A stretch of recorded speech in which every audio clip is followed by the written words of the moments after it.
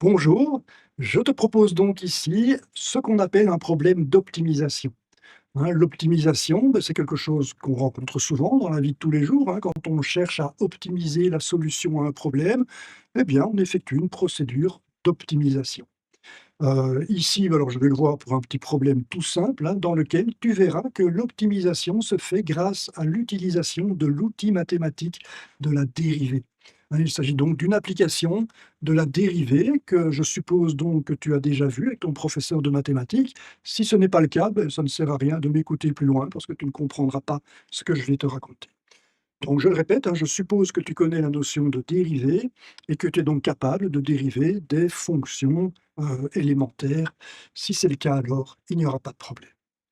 Voilà, je vais donc aborder ici un problème d'optimisation dans le cadre d'un jeu vidéo, c'est assez fantaisiste, pour créer un monde assez simple ici, j'ai choisi l'environnement d'un jeu, vidéo. Alors voilà, tu joues avec un petit avatar qui est le petit personnage qui est ici, dont le but dans une certaine étape du jeu est de venir sauver son ami l'écureuil ici qui est menacé. Voilà, il est sous une menace imminente ici, il faut réagir le plus vite possible et donc le problème d'optimisation ici consiste tout simplement à minimiser le temps que va mettre l'avatar pour arriver au petit écureuil. Et comme tu le vois, il y a une étendue d'eau qui sépare les 2 personnages. Et donc on se doute bien ici que, voilà, qu'on est devant une situation qui mérite l'analyse, parce que tu pourrais très bien décider dans ton jeu vidéo de faire passer ton personnage directement dans l'eau pour faire un long trajet dans l'eau. Ce sera le trajet le plus court et donc on se dit, c'est peut-être le meilleur choix. Ou bien tu peux décider de faire marcher ici ton avatar le long, de la berge ici, sur la terre ferme, pour ensuite traverser la distance minimale d'eau. Voilà, tu vois bien ici que pour optimiser la situation, pour obtenir le temps minimal, la première des choses à faire, c'est analyser la situation. Et je vais rentrer ici dans ce qu'on appelle la procédure de résolution de problème. Quand tu es face à un problème comme ceci, on ne peut pas y répondre comme ça d'un claquement de doigts. Que ce que l'avatar va faire pour obtenir le temps minimum pour atteindre son ami l'écureuil, on ne peut pas répondre comme ça. Il y a une phase d'analyse de la situation, notamment pour obtenir des données du problème. Donc voilà, ce qu'on constate déjà ici quand on analyse la situation, c'est que l'avatar se trouve à une certaine distance ici, une certaine distance horizontale, de l'écureuil. Voilà, ce qui veut dire qu'effectivement, s'il veut tout de suite plonger à l'eau, il aura une longue trajectoire comme ça en diagonale à faire dans l'eau. Alors il aurait comme autre choix bien sûr de marcher, sur la terre ferme ici, sur toute cette distance, pour ensuite traverser avec la, longueur minimale de trajet donc dans l'eau. Alors voilà, à ton avis, qu'est-ce qu'il a avantage à faire, Ici, j'ai, le trajet minimum, c'est la distance la plus courte, donc peut-être que c'est ça que j'ai, comme, meilleure solution. Mais voilà, tu te rends bien compte que ceci va dépendre de la vitesse de déplacement dans l'eau et sur la terre. Alors voilà, tu lis le règlement du jeu et tu vois que le déplacement dans l'eau se fait à 1 mètre par seconde, alors que le déplacement sur la terre ferme se fait à 2 mètres par seconde. Et là, tu te dis: «Ah ouais, c'est vrai». Même si c'est le chemin le plus long, le plus court ici, par rapport à ce chemin-là, la vitesse étant plus lente, peut-être que je n'ai pas intérêt à prendre le chemin le plus court. Donc voilà, on voit que les choses ici, se discutent. Alors bien sûr, ça ne dépend pas que de ça, ici ça va aussi dépendre de la géométrie du problème. Tout dépend de la distance qu'on doit traverser dans l'eau et de la distance qu'on doit effectuer sur la terre ferme. Et donc il le faut bien sûr ces données. Les données, d'un problème sont effectivement essentielles, pour en analyser les solutions, pour en obtenir les solutions. Donc voilà, on constate donc sur le jeu vidéo ici qu'il y a 30 mètres de distance horizontale ici et 10 mètres de traversée d'eau si on prend le trajet le plus court ici. Voilà, cette fois, je pense qu'on a effectivement toutes les données du problème et on a commencé à analyser la situation. On voit qu'on a effectivement un choix. On a on peut traverser tout de suite dans l'eau, on peut aller sur la terre ferme et ensuite traverser la distance la plus courte dans l'eau. Et on se doute bien que le choix de l'un ou l'autre sera le choix optimal en fonction des données du problème. Mais voilà, on peut aussi réfléchir un petit peu plus, parce qu'ici, en réalité, on n'est pas vraiment devant une procédure d'optimisation, on est devant une procédure de choix. Quel choix je vais faire? Ben, tout simplement, le choix qui me demandera le temps minimal. Alors, je peux faire le calcul du temps que prendra la traversée ici, et je peux faire le calcul, hein, du temps que prendra, ça, c'est pas difficile. Le résultat le plus petit, ben, je le prendrai. Voilà. Ici, bien sûr, il y a encore d'autres possibilités et j'imagine que tu les vois, hein, ces autres possibilités. On doit ici carrément, hein, développer une stratégie, d'optimisation. Ce n'est pas simplement 2 choix que j'ai, mais j'en ai en réalité une infinité, hein. C'est évident que je peux me déplacer jusqu'à une certaine distance, une distance sur la Terre que je vais appeler dt, t pour terre bien sûr, tout comme ici la vitesse était la vitesse sur la Terre et ve c'est la vitesse dans l'eau. Si je parcours une certaine distance dt, sur la terre ferme, eh bien la distance à parcourir dans l'eau sera plus petite. Voilà, je l'appelle dE pour eau bien entendu et ben voilà, c'est peut-être ça le bon choix finalement. Peut-être que, hein, je vais traverser sur une certaine distance et là je vais quitter pour traverser dans l'eau et j'espère pouvoir choisir ici la distance qui me conduit au temps minimal pour aller sauver l'écureuil. Voilà, ça c'est ce qu'on appelle la stratégie d'optimisation. La stratégie d'optimisation qui est nécessaire forcément, hein. Si je veux optimiser un problème, il faut d'abord que je conçoive, comment l'optimiser. C'est vraiment ça l'idée ici. Heu, voilà, on va, optimiser maintenant, hein, le problème et je vais donc, ici passer à la formalisation. Pour optimiser le problème, tu te rends bien compte qu'il faut formaliser les choses, hein, c'est-à-dire qu'il faut utiliser les mathématiques. Quand je parle de formalisation, c'est bien sûr la formalisation mathématique des choses. Parce que si tu regardes ça comme ça, tu as juste analysé les données, tu as développé une stratégie d'optimisation, tu te dis que le meilleur choix, c'est de ne pas décider d'aller sur la Terre au plus loin pour ensuite prendre l'eau ou bien aller directement dans l'eau. Voilà, on est plus subtil, on se dit: «On va être prudent et on va prendre un cas tout à fait général.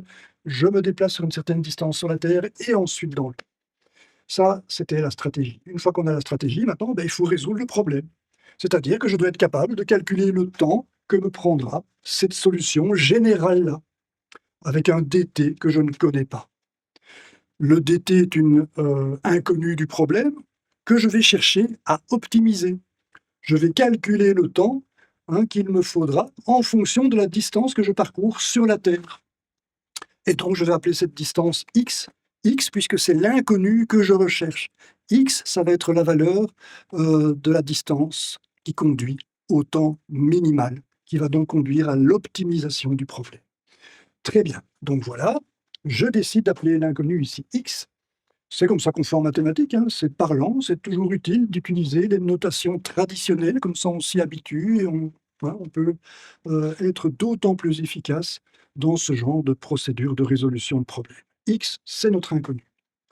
Très bien. Maintenant, sur base de ce X que je ne connais pas encore, je dois exprimer le temps que va mettre, hein, la traversée ici, enfin le trajet total, pour une valeur de X donnée. Très bien, alors comment est-ce que je vais faire ça? Comment est-ce que je vais calculer la durée qu'il me faut pour effectuer tout ce trajet, connaissant, enfin ne connaissant pas, mais supposant une certaine valeur que j'appelle donc X? Je te laisse un petit peu réfléchir, n'hésite pas à arrêter l'image. Tu as toutes les données du problème ici à l'écran. Comment ferais-tu pour minimiser le temps de parcours de l'avatar? Alors voilà, forcément, il faut la notion de temps. Comment est-ce qu'on va voir apparaître le temps dans ce problème? Voilà, on a des distances. La distance qui est dessinée en vert ici, je l'appelle x, c'est la distance parcourue sur la terre ferme, mais j'ai aussi la vitesse parcourue sur la terre ferme. Si j'ai la vitesse et si j'ai la distance, je peux calculer le temps. Et là, tu vois que je fais appel à un concept. C'est tout simplement le concept de vitesse. Et c'est là que tu réalises que quand tu résous ça un problème, heu, que tu vas avoir besoin des mathématiques pour le résoudre, eh bien, il faut bien entendu connaître les concepts, qui font partie ici des données. Ici, j'ai des vitesses, il faut savoir ce que c'est qu'une vitesse, bien entendu, pour arriver à en extraire l'information utile. Ici, l'information utile, c'est la durée de parcours du premier trajet ici de distance x. Forcément, je vais utiliser la notion de vitesse. Qu'est-ce que la vitesse? Ben, c'est la distance parcourue par un mobile divisée par le temps mis pour parcourir cette distance. C'est ce qui est ici, distance sur le temps mis pour parcourir cette distance. Ça, c'est le concept. Si je maîtrise ce concept, et si je le maîtrise mathématiquement, eh bien, je peux extraire ici le temps. Et je vois bien que le temps, c'est la distance sur la vitesse. Hein, je multiplie à gauche et à droite ici par le temps. Il va donc disparaître ici, il va être multiplié ici, et puis je divise par v, et je vois que le temps, c'est bien d sur v, comme c'est écrit là. Voilà. Donc voilà, on utilise un concept de physique ici tout simple, la vitesse, mais tu vois qu'on doit le maîtriser à fond, hein, puisque voilà, il n'y a personne qui me disait au départ d'utiliser ceci. Voilà, j'ai donc le temps aussi qui est accessible, c'est la distance divisée par la vitesse. Très bien. Eh bien ça me permet de dire que le temps que va mettre ici l'avatar pour parcourir la distance x, eh bien c'est x sur vt. Je vais garder vt, je ne vais pas mettre tout de suite le 2 ici, je vais garder le symbole vt. Je vais dire que c'est x sur vt. Et là, tu vois que je rajoute tout de suite le temps que met l'avatar à traverser ici l'étendue d'eau sur cette distance dE, E pour eau bien sûr, à la vitesse de déplacement dans l'eau, qui est de 1 mètre par seconde. Donc voilà, je somme ces deux temps pour avoir le temps total. Et on voit que ce temps dépend de x, bien entendu, c'est une évidence. Alors il dépend de x de façon bien plus compliquée que ceci, hein, puisque dE va forcément dépendre de la longueur x que j'ai ici. Pourquoi? Parce qu'il me reste ici la longueur d moins x. Le d ici, c'était 30 mètres, c'est une longueur donnée. Si je me déplace sur la longueur x sur la terre ferme ici, ça veut dire qu'il me reste la distance d moins x ici. Et là, tu vois que je me retrouve avec un triangle rectangle dont l'hypoténuse est la distance qui m'intéresse. Et donc, je peux dire que la distance qui m'intéresse, eh bien, c'est la racine de d moins x au carré plus l au carré. C'est bien sûr le théorème de Pythagore que j'utilise ici. Et donc, effectivement, la dépendance du temps en x, l'inconnu du problème ici, que je vais rechercher pour optimiser ma solution, eh bien voilà, cette dépendance, elle est complexe, effectivement. J'ai ici la racine d'une expression quadratique en x. Voilà, ça, c'est ce que j'appelle donc la formalisation. Ici, j'ai réussi à formuler le problème de façon mathématique. Ce que je concevais ici sur le plan de la stratégie, je me suis dit que la possibilité euh, de parcourir une certaine distance sur la berge pour ensuite traverser l'eau, une distance inconnue, ça me conduit à ce temps-là. Voilà, j'ai formalisé le problème. Maintenant, je vais devoir minimiser ce temps en fonction de x, bien entendu. Ce temps dépend de x. Il existe une valeur de x pour laquelle ce temps est minimum. Alors, c'est pas évident comme ça, hein, c'est là que tu te rends compte. On va rentrer dans les aspects calculatoires, ce sera un peu moins passionnant ici. Voilà, c'est un calcul d'optimisation. On va rechercher le temps minimal. Et là, je le répète, c'est un petit peu calculatoire. On sait que chacune des données qui est ici, on les a. On avait analysé le problème dans sa totalité. On a toutes les données et donc on peut y aller. Alors, rappelle-toi, la dérivée d'une fonction va donner les extrémas de la fonction, et donc en particulier le minimum qu'on recherche. Et tu vas voir effectivement qu'on va trouver un minimum. Voilà t' ici, donc je dérive cette fonction par rapport à x. X sur vt, ça donne 1 sur vt bien entendu. Et là, tu vois que je dérive la fonction racine avec un d moins x au carré ici. C'est pas évident, c'est pour ça qu'il faut connaître tes règles de dérivée. J'ai utilisé tout simplement la dérivée d'une fonction racine de u de x étant la fonction ici L carré plus d moins x au carré. Si tu fais ça, eh bien, tu verras très vite que tu vas tomber sur l'expression qui est là. Alors, je ne vais pas rentrer dans tous les détails. Si tu veux faire ces calculs, fais-le à ton aise en mettant sur pause. Il n'y a pas de souci, ce n'est pas très intéressant de rentrer dans les détails, tu sais faire ça toi-même. Mais voilà, la dérivée de cette partie-là, elle est là. Et j'ai appliqué ceci pour y arriver. Voilà, donc maintenant, oui, c'est ça. Donc ici, qu'est-ce que j'ai fait? Je vois le moins, ici, donc je vais venir mettre cette fraction-ci de l'autre côté, de manière à ce que le signe égal vienne ici et que ceci apparaisse avec un signe positif. Alors voilà, qu'est-ce que j'ai? J'ai une expression, c'est toute simple et on voit bien qu'il y a une valeur de x qui va satisfaire donc cette égalité. Et c'est cette valeur-là qu'il faut, obtenir. Alors pour ça, ben, on va transformer cette expression, hein, c'est évident. Je vais multiplier ici par VE. Le 1 ici va se voir en facteur de VE racine 2. On l'a là, et puis VT montre de l'autre côté et j'ai ceci. Je dois m'affranchir de la racine, bien entendu, hein, donc je vais mettre au carré, de chaque côté. Et là, je vais regrouper tout ce qui est en facteur de d moins x au carré. Ici, je vois que j'ai VE au carré, d moins x au carré.